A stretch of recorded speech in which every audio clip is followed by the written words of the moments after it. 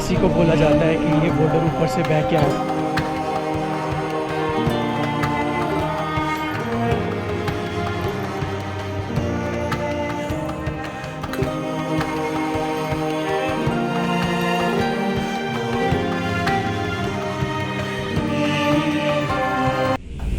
Hi guys, welcome or welcome back to our channel, and if you are watching us for the first time, do consider subscribing. हमें बहुत सारे questions आ रहे थे केदारनाथ और बद्रीनाथ यात्रा को लेकर, तो हमने सोचा एक वीडियो बनाते हैं जिसमें हम सारी इन्फॉर्मेशन शेयर करेंगे अपने एक्सपीरियंस के बेसिस पर, और जो लर्निंग्स हमें हुई हैं उस यात्रा के दौरान वो हम इस वीडियो में शेयर करेंगे। और इस वीडियो को एंड तक जरूर देखिए क्योंकि इसमें हम आपके साथ बहुत सारी इन्फॉर्मेशन शेयर करने वाले हैं, and this would be the only video you would need अगर आप इस सीजन यात्रा प्लान कर रहे हैं तो। This video is entirely based on our experience and our learnings so that आप एक better way में अपनी यात्रा प्लान कर सकें। और इस वीडियो में जो पॉइंट्स हम डिस्कस करने वाले हैं वो हैं How to reach by road, by air or by train, road conditions, registrations, number of days required, what is the best time, where to stay, tour agent needed or not, budget itinerary। And important things to remember. Kedarnath और बद्रीनाथ को वैसे तो कोई introduction की जरूरत नहीं है, फिर भी आपकी इन्फॉर्मेशन के लिए बता देते हैं कि केदारनाथ शिव जी का मंदिर है और ये 12 ज्योतिर्लिंग और 5 केदार में आता है,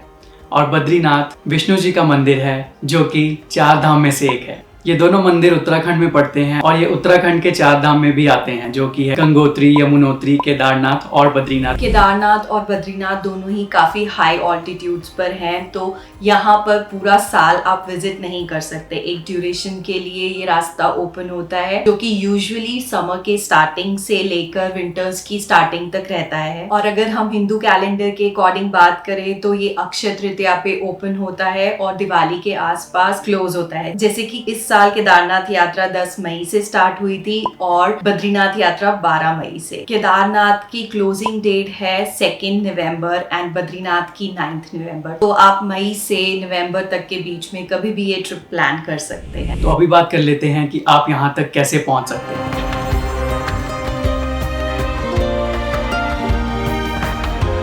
क्योंकि उत्तराखंड का एरिया पूरा माउंटेन रीजन है और ऋषिकेश से आगे आपको बाय रोड ही जाना पड़ेगा, तो ऋषिकेश तक आने के लिए आपके पास बहुत सारी ऑप्शंस हैं। अगर आप बाय एयर आना चाहते हो तो देहरादून का एयरपोर्ट नियरेस्ट एयरपोर्ट है जो कि ऋषिकेश से 80 किलोमीटर दूर है, और देहरादून से ऋषिकेश के लिए आपको काफी ऑप्शंस मिल जाएंगी, जैसे कि आप टैक्सी हायर कर सकते हो या फिर रोडवेज की बसेस भी चलती हैं वो भी ले सकते हो। अगर आप ट्रेन से आना चाहते हो तो लास्ट ट्रेन हरिद्वार तक जाएगी और वहां से ऋषिकेश के लिए कैब्स, बसेस, ऑटोज सब चलते हैं, तो कोई भी ऑप्शन ले सकते हो। और अगर आप बाय रोड अपने खुद के व्हीकल से आना चाहते हो तो वो आप ऋषिकेश से आगे भी लेके जा सकते हो। रोड्स की पूरी कनेक्टिविटी बहुत अच्छी है। Only thing to consider is कि ऋषिकेश से आगे रात को ट्रैवल करना अलाउड नहीं है, क्योंकि ऋषिकेश से आगे सारा एरिया माउंटेन एरिया है, तो यहाँ पर लैंडस्लाइड्स होती रहती हैं। तो आप नहीं चाहोगे कि रात के टाइम पे आप किसी लैंडस्लाइड में फंस जाओ, और उसके आगे बेसिक एमिनिटीज भी बहुत लिमिटेड है। तो ऋषिकेश को क्रॉस करने के टाइमिंग्स है सुबह 5 बजे से लेके रात को 10 बजे तक। तो आप अपना ट्रैवल उसी हिसाब से प्लान करिए। अगर आप दिल्ली से आ रहे हैं तो आप ओवरनाइट दिल्ली से ट्रैवल करके अर्ली मॉर्निंग ऋषिकेश को इजीली क्रॉस कर सकते हैं। तो चलिए रूट की बात कर लेते हैं।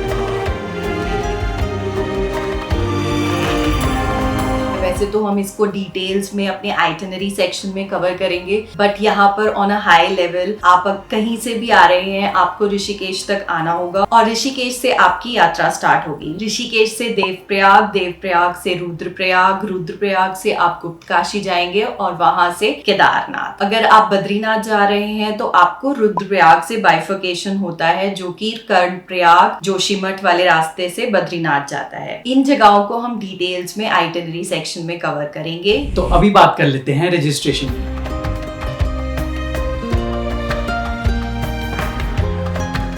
रजिस्ट्रेशन की बात करें तो आपको केदारनाथ और बद्रीनाथ के लिए रजिस्ट्रेशन की जरूरत पड़ती है, और रजिस्ट्रेशन कराने के लिए आपको किसी एजेंट की हेल्प लेने की जरूरत नहीं है। आपको बस इस लिंक पे क्लिक करना है, सारे यात्रियों की डिटेल्स डालनी है, उनके गवर्नमेंट आईडी प्रूफ अपलोड करने हैं, and you are done. Hardly आपको 5 मिनट का टाइम लगेगा पूरी रजिस्ट्रेशन करने के लिए। इवन केदारनाथ यात्रा शुरू होने से पहले गेट नंबर 1 के पास रजिस्ट्रेशन काउंटर है, वहां पे भी आप रजिस्ट्रेशन करवा सकते हो। बट अगर आप यहाँ पे रजिस्ट्रेशन कराना चाहते हो तो आपको एक चीज का ध्यान रखना पड़ेगा कि अगर आपके टाइम पर भीड़ हो जाती है तो आपको यहाँ पर आधे घंटे से लेकर 2 घंटे तक का टाइम लग सकता है। तो चलिए होटल्स की बात करते हैं कि आप कहाँ पे स्टे कर सकते हैं।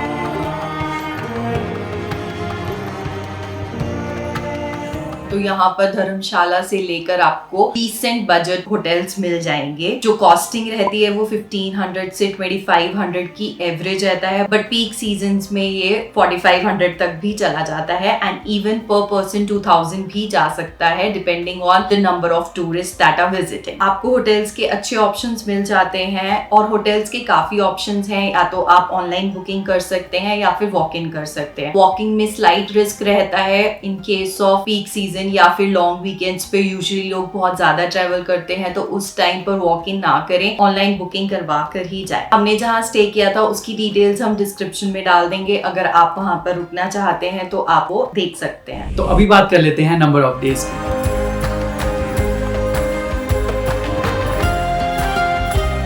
नंबर ऑफ डेज की बात करें तो आपको ऋषिकेश से वापस ऋषिकेश तक आने में ऑलमोस्ट 5 दिन लग सकते हैं। और अगर आप प्लान कर रहे हैं केदारनाथ यात्रा को पैदल करने की, तो आप 1 या 2 दिन बफर लेके चलिए, क्योंकि यहाँ पर मौसम खराब होने के बहुत ज्यादा चांसेस होते हैं और आपके टाइम पर मौसम खराब हो सकता है। और अगर मौसम बहुत ज्यादा खराब होता है तो बहुत ज्यादा चांसेस हैं कि आप सेम डे पे मंदिर तक ना पहुंच पाओ, तो आप 1 या 2 दिन बफर लेके ही चलिए। अ वेरी इंपॉर्टेंट पॉइंट कि हमें टूर एजेंट रिक्वायर्ड है या नहीं।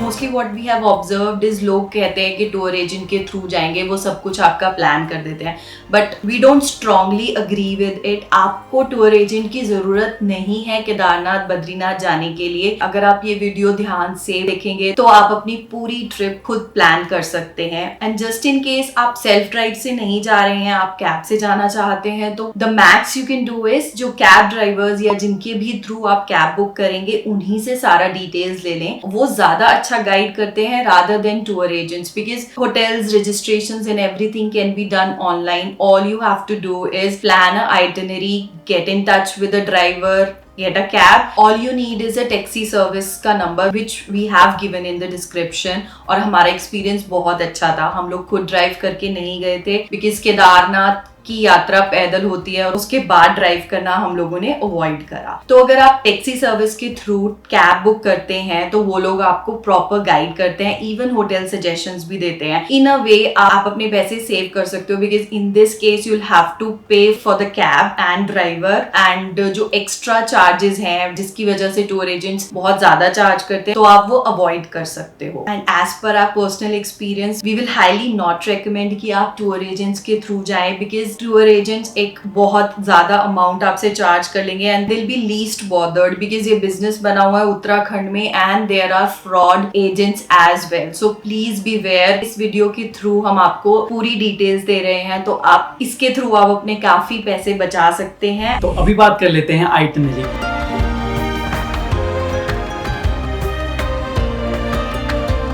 इस सेक्शन को आप थोड़ा ध्यान से देखिए, क्योंकि इस सेक्शन में हम आपको बताएंगे पॉइंट टू पॉइंट होटल्स, कितना टाइम लगेगा और बेसिक अम्यूनिटीज जो पूरे रास्ते में आपको मिलेगी। तो डे 0 की बात करें तो इस दिन आप अपनी लोकेशन से ऋषिकेश पहुंचेंगे। इस दिन आप ऋषिकेश में ही रेस्ट करिए, और क्योंकि नाइट टाइम में आप ऋषिकेश को क्रॉस नहीं कर पाओगे और टुवर्ड्स इवनिंग भी आप ऋषिकेश को क्रॉस करने का रिस्क मत लीजिए, क्योंकि आप नहीं चाहोगे कि आप अंधेरे में लैंडस्लाइड या किसी ऐसी सिचुएशन में फंस जाओ। तो इस दिन अगर आपके पास टाइम है तो आप ऋषिकेश को ही एक्सप्लोर करिए। यहाँ पे बहुत सारे मंदिर हैं और बहुत सारी कैफेज हैं और बहुत सारी जगहें हैं विजिट करने के लिए, या फिर सिर्फ गंगा जी के किनारे बैठिए, अच्छा टाइम स्पेंड करिए। इवनिंग के टाइम पे गंगा आरती जरूर देखिए, which is an amazing experience on its own. On your day 1 if you want आप ऋषिकेश में रुक सकते हो, ऋषिकेश एक्सप्लोर कर सकते हो, बट वी वुड सजेस्ट कि आप ऋषिकेश वापसी में एक्सप्लोर करें and on your day 1 you start for Kedarnath Badrinath यात्रा। सिंस उल्टे धाम नहीं किए जाते, इसीलिए पहले केदारनाथ जाया जाता है और फिर बद्रीनाथ। अगर आप चारों उत्तराखंड की धाम करना चाहते हैं तो पहले आप यमुनोत्री जाते हैं, उसके बाद आप गंगोत्री जाते हैं, देन केदारनाथ एंड लास्ट में बद्रीनाथ के दर्शन करते हैं। तो this is how it is. तो अगर आप दोनों जगह जा रहे हैं, केदारनाथ और बद्रीनाथ, तो आप पहले केदारनाथ जाएंगे। उसके लिए आपको 200 kilometres almost on your day 1 cover करना है ऋषिकेश से। Although 200 kilometres can be covered in 5-6 hours, but क्योंकि हम इस रास्ते पे कुछ स्टॉप्स लेते हैं जैसे कि देवप्रयाग, रुद्रप्रयाग एंड धारी देवी टेम्पल तो आपको थोड़ा टाइम लगेगा, उस बेसिस पे आपको एंटायर डे लग जाता है। And if you start early in the morning around 6 और 7 तो आप इजीली शाम को 5-6 बजे तक गुप्तकाशी या सोनप्रयाग पहुंच जाएंगे, अगर आपको ट्रैफिक नहीं मिलता है तो। ऋषिकेश से पहले आएगा देवप्रयाग। यहाँ पे अलकनंदा और भागीरथी का संगम होता है और यहीं से गंगा रिवर स्टार्ट होती है और आप ऊपर से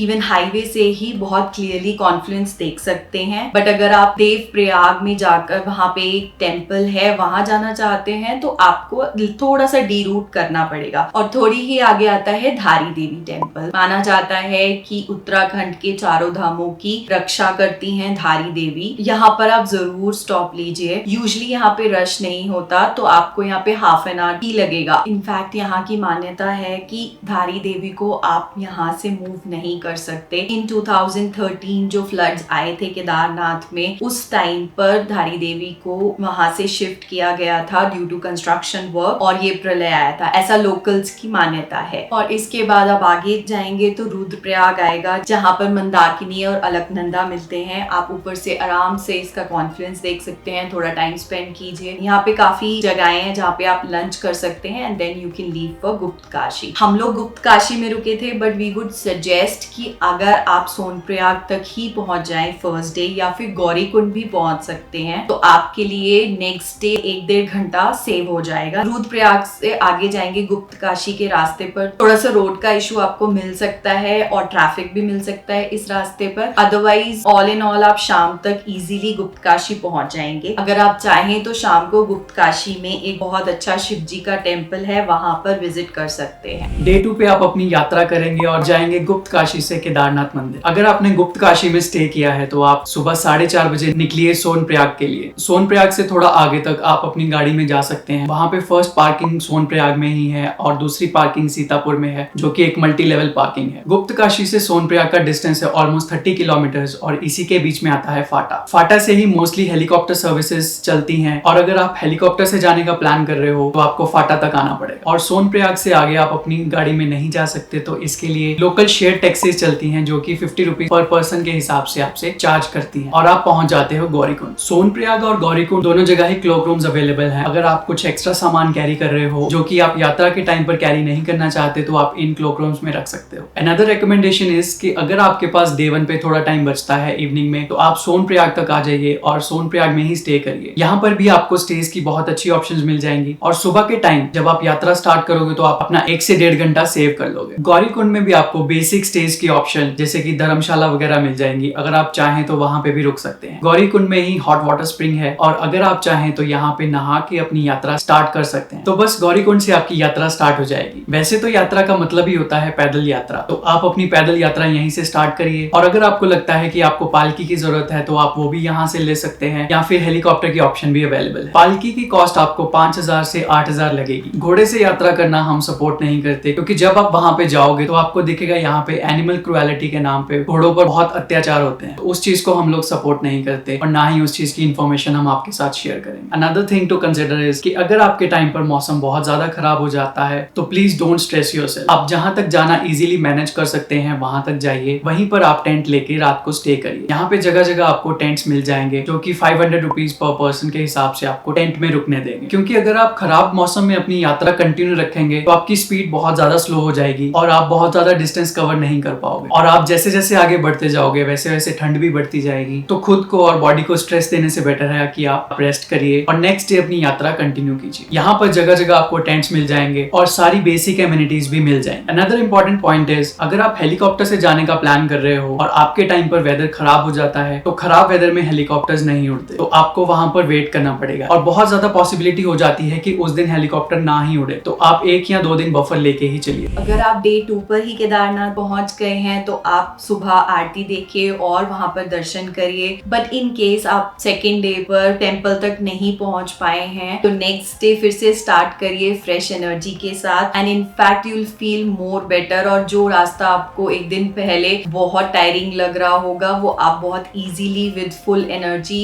जल्दी कम टाइम में कवर कर लें। तो बस मंदिर पहुंचिए, वहां पे दर्शन करिए। 1:30 बजे से 4 बजे तक मंदिर बंद रहता है तो उस टाइम आप दर्शन नहीं कर पाएंगे। अगर आप उससे पहले पहुंच जाते हैं तो सबसे पहले आप दर्शन कर लीजिए, फिर उसके बाद भैरव बाबा के दर्शन करने जाइए। 1 किलोमीटर की खड़ी चढ़ाई है, बट ऐसा माना जाता है कि आपकी केदारनाथ यात्रा अधूरी है अगर आप भैरव बाबा के दर्शन नहीं करते हैं। तो इनफैक्ट वो आप 1-1.5 घंटे में अप डाउन कर सकते हो और आपको जरूर वहां पे जाना चाहिए। वहां से ओवरऑल वैली का और केदारनाथ का व्यू बहुत अच्छा आता है। उसके बाद आपके पास 2 ऑप्शन है, या तो आप संध्या आरती देखिए और वहां पर ही मंदिर के पास स्टे करिए और नेक्स्ट डे अपनी रिटर्न यात्रा स्टार्ट करिए। अगर आपको सेम डे ही वापस जाना है तो आप भैरव बाबा के दर्शन करने के बाद नीचे जाना स्टार्ट कर दीजिए, क्योंकि नीचे जाने में भी आपको आराम से 4 to 5 आवर्स लगेंगे डिपेंडिंग ऑन योर स्पीड। अगर आप हेलीकॉप्टर से मंदिर विजिट करते हैं तो देयर इज अ पॉसिबिलिटी कि यहाँ पे वेदर कंडीशंस फेवरेबल ना हो, उस केस में हेलीकॉप्टर सर्विस बंद कर दी जाती है कुछ टाइम के लिए, और जो आप टिकट खरीदते हो वो 2 डेज तक वैलिड होता है। तो जस्ट इन केस इवनिंग में मौसम खराब होने की वजह से हेलीकॉप्टर्स नहीं चलते तो आप नेक्स्ट डे हेलीकॉप्टर लेकर सेम टिकट पर वापस जा सकते हो। And see we are highly against कि आप घोड़ा खच्चर लेकर जाएं, तो हम उसके बारे में बात ही नहीं करेंगे, क्योंकि यात्रा का मजा पैदल करने में ही है। और अगर आप इतनी दूर जा रहे हो,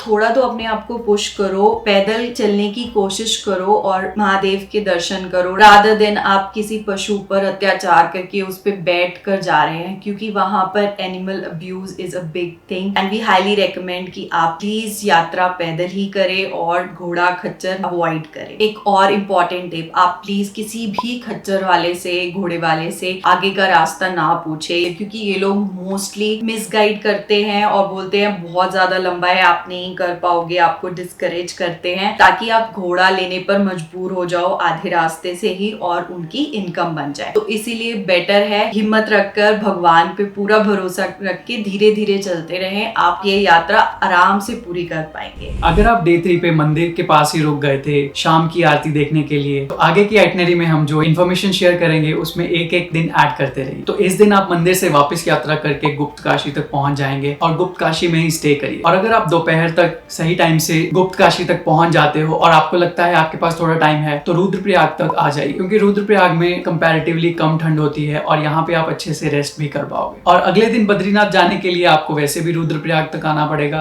तो इट इज रिकमेंडेड कि आप रुद्रप्रयाग तक ही आ जाइए। तो इस दिन आपने गुप्त काशी या रुद्रप्रयाग जहाँ पे भी स्टे किया है, वहां से आप जाएंगे जोशीमठ होते हुए बद्रीनाथ, और इस रास्ते में भी बहुत सारे मंदिर आएंगे और संगम आएंगे, तो आप वो सब देखते चलिए। जोशीमठ में पहुंचेंगे तो यहाँ पे नरसिम्हा टेम्पल है, वहां पे रुकिए, दर्शन कीजिए, फिर आगे जाइए और लेट आफ्टरनून तक आप पहुंच जाएंगे बद्रीनाथ धाम। वैसे तो शाम के टाइम बद्रीनाथ जी के दर्शन करने का बहुत सही टाइम है, यहाँ पर उतनी भीड़ नहीं मिलती क्योंकि दोपहर की आरती के बाद मंदिर दोबारा खुलता है। बट फिर भी अगर आप मंदिर सुबह के टाइम जाना चाहते हैं और शाम का टाइम आपके पास खाली है, तो आप यहाँ से मना विलेज जा सकते हैं, जो कि है भारत का फर्स्ट विलेज। और मना विलेज मंदिर से सिर्फ 5 किलोमीटर दूर है। यहाँ पर आपको बहुत सारी हिस्टोरिक और इंटरेस्टिंग जगहें दिखेंगी, जैसे कि व्यास की पोथी, गणेश गुफा, भीमशिला, और यही वो जगह है जहाँ पर महाभारत लिखी गई थी। और यहीं पर आपको सरस्वती नदी के दर्शन होंगे और ऐसा बोला जाता है कि यहाँ से सरस्वती निकलकर सीधा पाताल में चली जाती हैं। और बस रात को आप रेस्ट कीजिए, अर्ली मॉर्निंग उठ के अगर आपने दर्शन करने हैं तो दर्शन करिए, और अगर आपने पिछले दिन दर्शन कर लिए थे तो मना विलेज जाइए और वहां से सीधा निकलिए ऋषिकेश के लिए। और इसी के साथ आपकी केदारनाथ और बद्रीनाथ यात्रा कंप्लीट हो जाएगी। Now coming to best time to visit.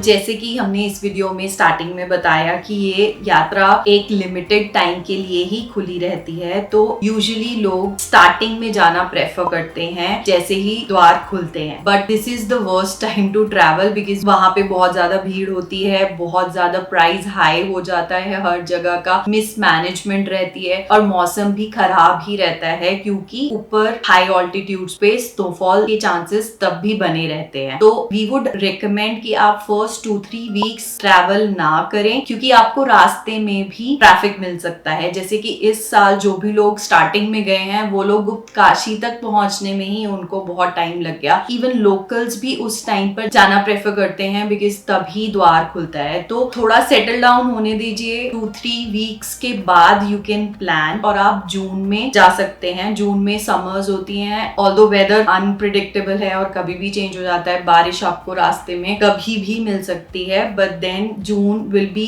Slightly better. Monsoons में बिल्कुल अवॉइड करिए पहाड़ों में जाना, बिकॉज लैंडस्लाइड्स बहुत फ्रीक्वेंट होती हैं और आप कहीं भी फंस सकते हो, तो इसलिए मॉनसून का टाइम अवॉइड कीजिए। अगर आप हमारे एक्सपीरियंस से जाना चाहते हैं तो the best time to avoid the crowd is during mid September to October, क्योंकि इस टाइम पर काफी लोग जा चुके होते हैं और इस टाइम पे थोड़ा सा ठंड होनी स्टार्ट हो जाती है, तो लोग यूजुअली प्रेफर नहीं करते। समर वेकेशंस नहीं होती हैं और प्राइजेस भी कम होने लगते हैं ऊपर होटल्स के, तो ये आइडल टाइम रहता है। बट इन दिस केस आपको विंटर्स की स्टार्टिंग फील होती है, देयर इज अ चांस आपको स्नोफॉल मिल जाए। जैसे कि जिस टाइम हम गए थे अक्टूबर में, तो फर्स्ट स्नोफॉल हुआ था सीजन का और काफी लोग फंस गए थे। तो अगर आप अक्टूबर में प्लान करना चाहते हैं तो बी प्रिपेयर्ड कि आप विंटर्स के अकॉर्डिंग जरूरी सामान लेकर चल रहे हैं, and you should be okay with cold weather. And in fact this is a biggest learning, क्योंकि जब हम जा रहे थे हमने वेदर फोरकास्ट नहीं देखा और जब हम वहां पहुंचे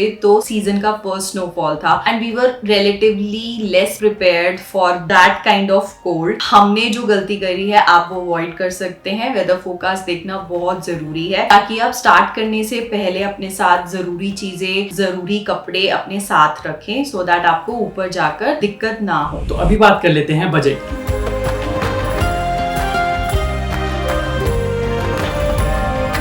बजट का टॉपिक काफी सब्जेक्टिव हो जाता है क्योंकि ये बहुत सारी चीजों पर डिपेंड करता है, जैसे कि आप सीजन में किस टाइम पर जा रहे हो, आपको कितना लग्जरी ट्रैवल करना पसंद है। बट बेसिक बजट की बात करें तो आपको होटल्स में स्टे 1500 से 2000 की रेंज में मिल जाएंगे, और अगर आप सीजन के टाइम पे जाते हो तो वही रूम आपको 4000 तक मिलेंगे। खाने की बात करें तो 500 रुपीज पर पर्सन पर मील का कॉस्ट लेके चलिए। अगर आप ऋषिकेश से ऋषिकेश टैक्सी लेके जा रहे हैं तो टैक्सी की कॉस्ट आपको लगेगी 3000 से 4000 पर डे, और यही अगर आप सीजन के टाइम पे जा रहे हैं तो यही कॉस्ट आपको 4000 से 5000 पर डे तक लगेगी। और इसी के बेसिस पे आप अपनी होटल की कॉस्ट, फूड की कॉस्ट और टैक्सी की कॉस्ट मिला के बजट की कैलकुलेशन कर सकते हैं। और अभी बात कर लेते हैं इंपॉर्टेंट थिंग्स टू रिमेंबर।